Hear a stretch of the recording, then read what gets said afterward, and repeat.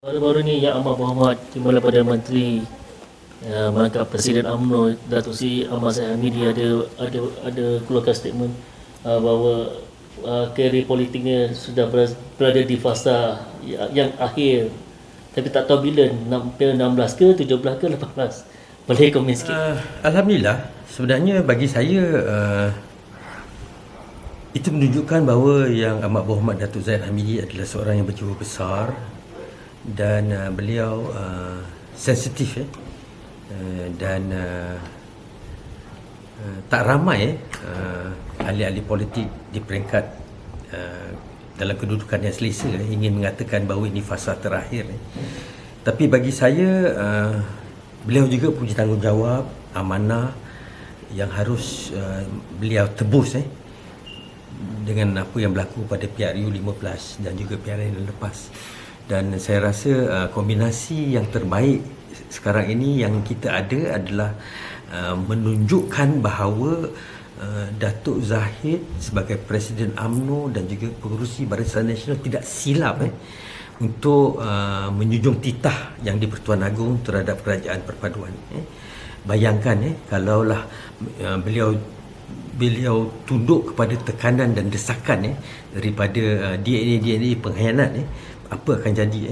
Dan sekurang-kurangnya hari ini kita terbukti bahawa siapa itu mereka di Bersatu, siapa itu mereka dalam PAS, siapa itu mereka PN dan sebagainya. Ini kita terima dia sebagai satu takdir Allah. Dan bagi saya tentang fasa pengakhiran, saya ingat lebih, saya menghormati hasrat beliau, tetapi biarlah takdir menentukan daripada Tun Mahathir yang sudah 98 masih lagi tidak ada pengakhirannya, dan saya harap pengakhiran Yang Amat Berhormat Datuk Seri Presiden ini melampaui PRU 16 kerana kita ada tugas-tugas yang penting dan saya yakin beliau akan berjaya. Dan satu lagi ialah tak ramai yang tahu beliau mempunyai hasrat pribadi beliau untuk membuktikan bahawa projek The Blue Eye Project beliau tentang Hufaz dan Tahfiz sebanyak 125,000 yang sedang dilaksanakan, dan baru-baru ini Tabika Kemas di Pahang yang disaksikan oleh Duli Yang Maha Mulia di-Pertuan Agong. Beliau ada menyampaikan hasrat untuk menjadikan 125,000 hufaz tahfiz ini sebagai golongan profesional, bukan setakat sekarang kita tahfiz dia menjadi pensyarah, menjadi guru, ustaz dan sebagainya, tapi dia nak menjadi doktor, lawyer, engineer, arkitek, entrepreneur, CEO, tapi dalam bidang tahfiz.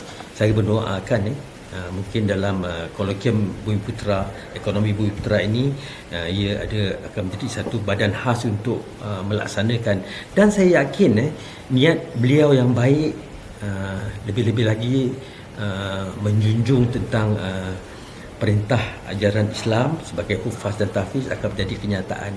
Dan bagi saya kenyataan pengakhiran beliau itu boleh dipandang dari beberapa aspek, daripada orang yang nak dia turun dengan orang yang nak dia sambung dan sebagainya. Itu bagi saya adalah luahan isi hati dia, dan biarlah kita manusia berancang dan Allah menentukan. Tapi bagi saya tak dapat bayangkanlah kalau sekarang ini dalam keadaan UMNO kedudukan sekarang ini, kalau Yang Amat Berhormat Datuk Zahid tiada, saya tidak dapat membayangkanlah. Saya tak nak komen tentang pelapis-pelapis yang ada, tapi bagi saya biarlah kombinasi Yang Amat Berhormat Datuk Zahid dengan Yang Amat Berhormat Datuk Seri Anwar Ibrahim ini berjalan, dan alhamdulillah nampaknya berkesan, dan kami menantikan tentang rombakan kabinet yang perlu diadakan, dan 1 year is a good trial. Dan satu lagi saya nak kisahkan tentang rakyat Malaysia. Apabila ayam naik harga, semua bising. Bila harga ayam dah turun dengan apa yang dilaksanakan oleh menteri yang bertanggungjawab, tak ada siapa cakap terima kasih. Semua senyap je. Itulah masalah rakyat Malaysia kita. Saya ingat yang baik harus dipuji, yang tak baik kita kritik dan kita bagi pandangan. So saya nak tahniah kepada Yang Berhormat Mak Sabu, Menteri yang bertanggungjawab, Rafizi, well done, come back, more healthier, new jantung, dan juga kepada Yang Amat Berhormat Perdana Menteri sebagai teraju kerajaan perpaduan, dan juga Yang Amat Berhormat Presiden kita di bawah KKDW melaksanakan berbanyak program untuk orang Melayu dan Bumiputera, termasuk rakyat lain, dan ini harus diteruskan, momentum ini harus diteruskan, dan kita harap dan kita berdoa bahawa kerajaan perpaduan ini akan terus sehingga PRU 16, 17, 18 insya-Allah, dan yakin UMNO akan bangkit kembali.